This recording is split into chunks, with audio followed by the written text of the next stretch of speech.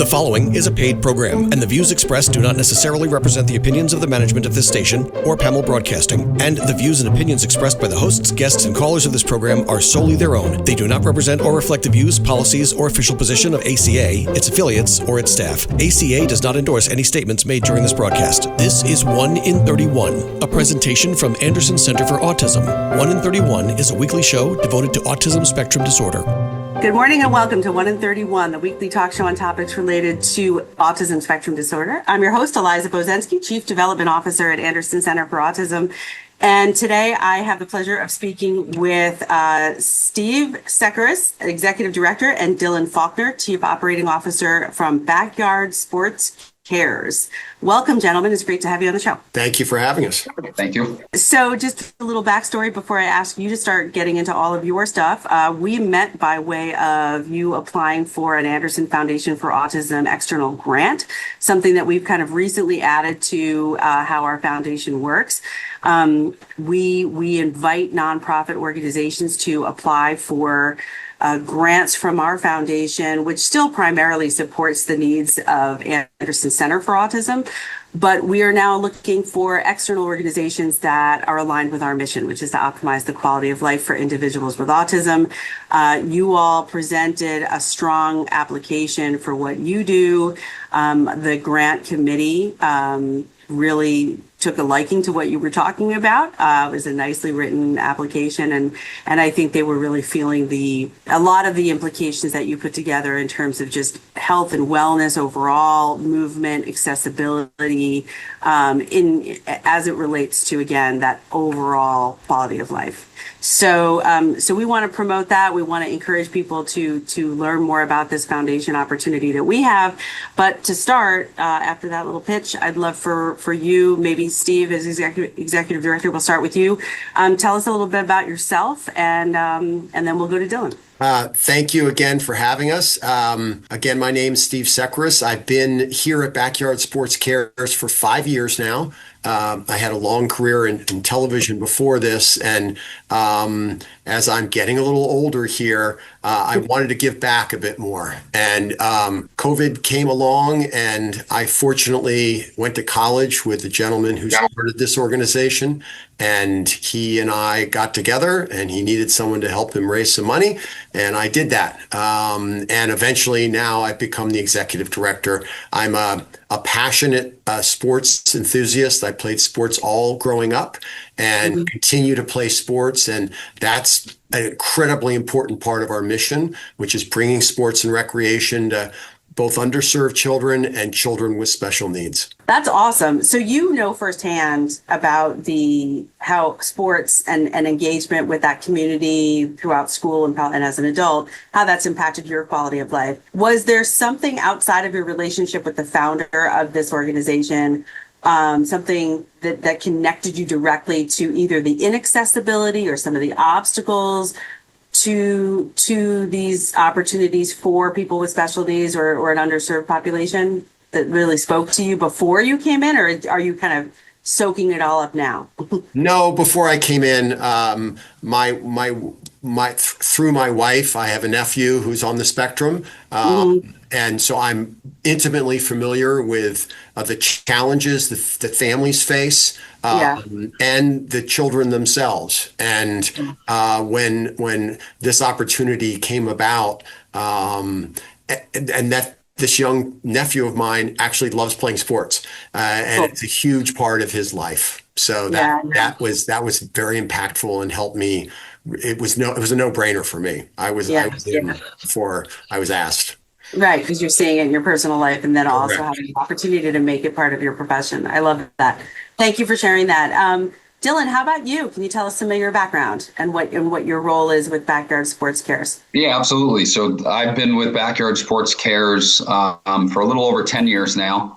Started off as a coach recently out of college. I was coaching college basketball and out in an old SUNY Fredonia van, recruiting all sorts of young players and kind of traveling around. And To put it short, it left a bit of a bad taste, if I'm being honest, in that I felt like the landscape of youth sports had become very transactional. It was a lot of adults, for lack of better words, fighting over a very small few percent of a population of the sort of quote unquote elite athletes. And it just felt like, if you zoomed out a little bit, that there were a lot of kids that were getting missed and were not being serviced. And so I decided to step away from coaching at that level. I went and got my MBA and started to learn a little bit about, the back end of sports business and nonprofit specifically. I connected with Danny Bernstein, who's Steve mentioned as well, and kind of came on as a volunteer and a coach. And while I was taking some grad classes, just sort of learned about the organization, fell in love with the nonprofit and what we offered, and started to get a little bit, more involved, and, over time kind of worked my way up to where I am now, which is full time as our COO. And for me, what stood out the most, my wife is a special ed teacher. I grew up playing sports. I have a single mom it was very difficult for her with me playing 3-4 different sports and begging her to go to basketball camp and all these different things. And, if that was a struggle 20 years ago for her to be able to afford for me to participate in sports and go to summer camp, I can only imagine for parents now with the cost of sports and just some of the issues and accessibility. So that's why I'm here and will be here for a very long time. What a cool, really kind of informed background you have. I mean, it's not every day that I think an organization like Backyard Sports Cares would have a COO who's been had experience directly seeing that part of the business side of college level athletics that can be, like you said, a little bit sort of disheartening. And maybe not, when you're younger and you're getting into sports, I would think it's ideally meant to feel really freeing and also really community and really connected, not, this thing where it becomes more inaccessible. So I love that you have that. And I would think that that'll stick with you as you continue your work with Backyard Sports Cares as COO. And I would agree with you. I think that inaccessibility, or however you look at it, accessibility or lack thereof, to all sorts of community opportunities, whether they're social, academic, vocational, recreational, is a huge thing that I hear on a regular basis from the families that are connected to Anderson. In addition to all of the other services that they might be seeking for their loved one, starting at really any age, the accessibility to what's already out there in the community can really be a block, just by nature of people not necessarily knowing if it's safe for somebody to come into their gym and work out if they don't know, why that person's not communicating vocally or not making eye contact or maybe engaging in some different behaviors. And so I think, we could spend some time talking about, I'd love to hear your thoughts, I guess, on is accessibility getting better? Do you think doors are opening more from your perspective of, what you're seeing every day? Or do you think we're going the wrong direction somehow? Either one of you can answer that. I could take this one, Steve, if you don't mind. Absolutely. I thought it was directed at you. So, I think there are certainly wonderful programs out there. I think one of the biggest challenges with accessibility is that there's not a lot of organizations that are actively seeking families that necessarily need the supports. In other words, the programs might exist. And if a family comes to you and says, we need financial assistance, or we're having trouble getting there, I think there's a lot of organizations that'll take that step. If it's brought to them, I think there's less organizations and even nonprofits who are actively, seeking how do we get the kids who otherwise aren't getting a chance to play. And so in that sense, I think I'd like to say we're moving in the right direction as far as programming and listening to the needs of our athletes with differing abilities. But I also still think we have a ways to go for it to be truly accessible. Yeah, well, I think the two go hand in hand. You have to have the product, right? You have to have the opportunity, the experience, the location, the interested parties, but you also have to promote it and make it accessible from maybe more in front of the target audience that you're trying to reach. I hear that a lot. I know that a lot of, for example, gym programs that I've people I've interviewed who have own gyms and started like a small side program for individuals with special needs. They are exactly that. They're waiting often for that person to walk in or that family to walk in and say, would my child be welcome here? Or am I welcome here? As opposed to, we're doing something and outreaching directly to you. So I think it probably has to be both. We're going to take a short break, but when we get back, I promise I'm going to talk less and I'm going to ask, one of you to just start us off by telling us all about Backyard Sports Cares and what you offer and how, who you want to reach through this conversation. This is 1 in 31, the weekly talk show on topics related to autism spectrum disorder. I'm your host, Eliza Bozensky, and we'll be right back. Stand Up to Cancer asked leading cancer researchers to speak about why they do their work. Two words come to mind for me. One is responsibility, the other is purpose. It's just so inspiring to do research that impacts human lives. Stand Up to Cancer has been a critical partner in advancing research for cancer. Cancer research saves lives. So please help us fight in this battle against cancer. Be a part of the team that ends cancer at standuptocancer.org. I'm Angela Bassett. As a first responder on screen, I know what it means to act fast in an emergency. In real life, the same urgency can save lives, especially when it comes to food allergy. For 33 million Americans, one bite can cause a life-threatening reaction. Now, there's a needle-free option, a new way to carry epinephrine. Know the risk, know the options. Be ready to act. Learn more at foodallergy.org/ready to act. What are you doing out there? Come on! I saw you at the game the other night. Yeah, you. Up there getting mad, acting like we're all out there making $1 million a game. Well, let me be real with you. This isn't the pros. It's school sports, and it's a game, our game. So please, let us play. School sports fans, remember, when you cheer for your team, make noise for the right reasons. This message presented by the NFHS and the NIAAA. And all student athletes in New York.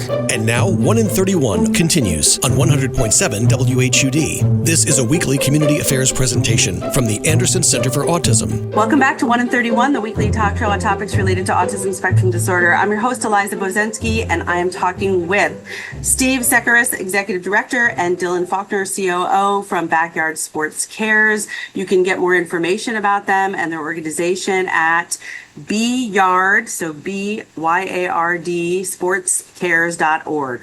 Correct? That's your website? Just want to make sure. Correct. Right. Yep. All right. BYARDsportscares.org. I'm going to go back to you, Steve, because, I gave Dillon all that airtime in the first half. So, Steve, can you just give us an overview of Backyard Sports Cares? You gave us some history, but what is it that you're doing now, and why do our listeners need to know all about it? Backyard Sports Cares, as I quickly mentioned, we serve both underserved and children with special needs. And obviously, for the purposes of this, let me focus on our special needs programming. Thank you. We have our primary program takes place on Sunday mornings at Purchase College, and we bring in between 30 and 40 kids over the course of 2 hours in each of those hours. So there's between 60 and 80 young athletes who show up. We started this for 1 hour. We've expanded it to 2 hours. So our first hour is 13 to young adults, 13-year-olds to young adults, and then we take 5 to any age, but mostly younger kids in the second hour. And we match them up with volunteers from our community. They are overseen by Vin Minotti, who's our senior program director, who's done this for a long time. And we watch carefully, but what we've learned is caring children, young adults and high school kids can really make a huge difference in the lives of our athletes. Oh, absolutely. And be amazing role models. How great. Exactly. So that's what we do. The connection that's often made between those two individuals. One of the requirements is if you're going to volunteer for us, you have to commit to all 6 weeks. And the volunteers, we've had some great stories of close connections. We have one volunteer who 10 years later still gets together with the athlete that he worked with when he was only 6 years old. So, how fantastic. Yeah. But it's also getting out and trying different sports. So we adapt all our sports. Tennis we'll use a balloon rather than a ball. We'll set up different types of programs that allow our athletes to feel like they're succeeding. So we don't throw them out in the field and tell them to go kick the ball. Everything is in a station, and we work closely with them, usually in a time frame, so they beat their own time and they feel better at the end of the day. That's our goal. That's awesome. So you've got 60 to 80 young athletes coming out Sunday mornings at Purchase College. Beautiful setting. It's wonderful that you get to be there. And then I love that the mentors and the coaches and the program folks are these volunteers. What is so each group gets an hour of this on Sundays, correct? And it's a 6-week program. Who are you mostly seeing? Are you hearing from families saying I'm looking for something for my child to do that's active and outdoors, or at least, moving in some capacity? Or for the older groups, are you ever hearing directly from young adults themselves saying, I'm looking for something? Or is it usually through families? Dillon, I'm going to pass this to you. You go ahead. Sure. So, we have 3 seasons. We have 3 6-week seasons. We run for a total of 18 weeks throughout the year. And we really utilize our partnerships in the community to connect with a lot of our families. So the majority of our families, we're speaking with the parents. We do have a handful of young adults who have been with us and have now, typically as they transition and get older and stay involved with the program, whether we keep them on now as a coach or event coordinators, and we have different, roles and capacities to keep any athlete from, aging out of the program, to keep them involved. And so in that case, we'd be dealing directly with the young adults. But more often than not, we're dealing with either the school district, could be a parent, a social worker, a teacher from the school who's reaching out. Could be through OPWDD. It could be through some resources that we provide to schools that are shared with the families, or directly through some of the mailing lists and different, ways that we have outreach. Okay, good. So you're getting referrals, and then people are finding you on their own. That's awesome. Is there? I'm trying to get back to the connection between the grant and either, is the program expanding because of in part, at least because of the Anderson Foundation for Autism grant, or are you able to offer these services? I don't know if there's a fee involved or if this is free of charge to the participants. How does that all work? Yeah, so we have what we call a suggested fee. So we have, depending on the season, anywhere between a third and half of our families who we waive the fee for. It's a very simple process. Any families who the fee is not comfortable with, we simply waive the fee and they come for free. So we have a lot of families that come in through what we call our scholarship program. Another half or so of our families pay a few $100s for the season. It's $275, and that takes them through the end of that season, which is usually 3 or 4 different sports units. The other, kind of unique part about what we do and how we operate is we really grow and listen to our families. So in other words, the program that started as a 1-hour program, when we added that teen league, those were families that we've had now for 5 or 6 years and are getting into those teen and young adult leagues who we saw, the curriculum changing a bit and the way we challenge those athletes changing a little bit. And so we, came up with another program that we felt was more specific and appropriate to our young adult population, which is why we started our teen league, which is the second hour we do. Yeah. And then on top of that, the other thing we were learning both from our athletes and from the parents is that Friday and Saturday nights, particularly getting into that middle school age and into high school. And, what we were hearing from parents is, my son or daughter with special needs in 3rd or 4th grade may have been invited to all the birthday parties and included in play dates. And, and now as middle school and high school roll around and there's a group who's going out to the movies or going bowling or whatever they might be doing, that, sometimes our athletes are not being included in those events. And so for that reason, we started kind of the third leg of our program, which is our special events that we do once or twice a month. We offer a free, social special events for all of our athletes. They're free of charge.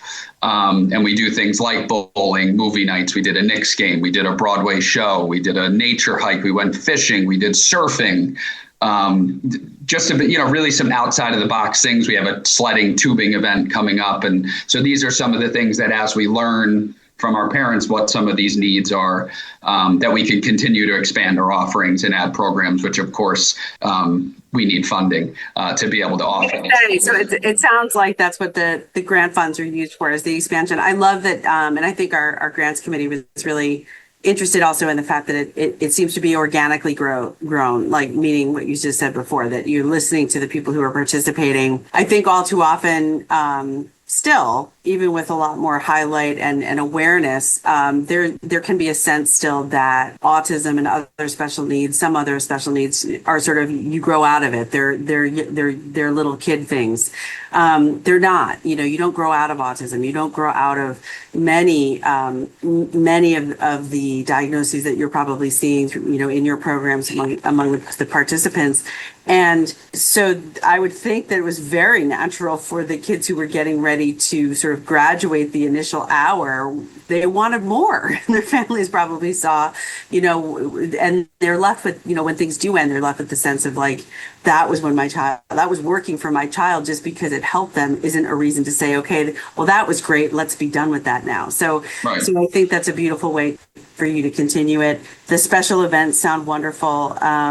And obviously what you're doing requires, whether it's a balloon instead of a tennis ball, you still have to buy the materials, right? You still have to have the equipment. And so just to underscore that if you're interested in learning more about Backyard Sports Cares and what the needs are, there's a lot of information on their website, and you can learn more there. I'll say that website again. It's byardsportscares.org. We only have another couple minutes. So Steve, can you give us a closing, sort of thought about the future for this organization, things that you want to do, or maybe just something that really comes to mind in terms of the impact that you're excited to be a part of? Sure. I will conclude by saying there's nothing more rewarding than seeing a parent of some of our athletes with special needs. Actually, we encourage them to be there. Some of them have been there long enough that they go have coffee. They trust us so much. They leave their child, and let us play with them. But to see the parents and to feel the positive energy that they feel, knowing that their kids are in a safe place where they're enjoying themselves, they're getting some physical activity, which is not often given, actually very infrequently at any other place, is very rewarding, both as a person who's doing this for a living, but also just for the parents to know when they call and say, I heard about you through someone else. There's great confidence we have that we encourage them to come out and don't pay anything. Just come and see if your kid enjoys it. And literally 99 out of 100 are there forever. So good thing. You're providing an opportunity for parents to cheer on their child in a sporting event. Yep. Many of those families have probably already wished for and anticipated, and then maybe not had that experience and are mourning the loss of it. And it's not fair and it's not right. But when people like you and your colleagues step up and say, we're going to provide that opportunity in a safe space, and we're here for it, like we're just here for that. That's why we exist. It sends a huge message to the community. And so I would say on behalf of Anderson Foundation for Autism, we're very pleased to be part of your community now. And we look forward to hearing more success stories and to see how you continue to do your work. So thank you so much for everything you're both doing. Thank you. Steve and Dillon from Backyard Sports Cares. Once again, go visit byardsportscares.org. Thank you so much for being on the show. And again, look forward to hearing more as you continue. This is 1 in 31, the weekly talk show on topics related to autism spectrum disorder. I'm your host, Eliza Bozensky, and remember, Anderson cares. You've been listening to 1 in 31, a weekly presentation from Anderson Center for Autism. Join them for another edition of the show next weekend.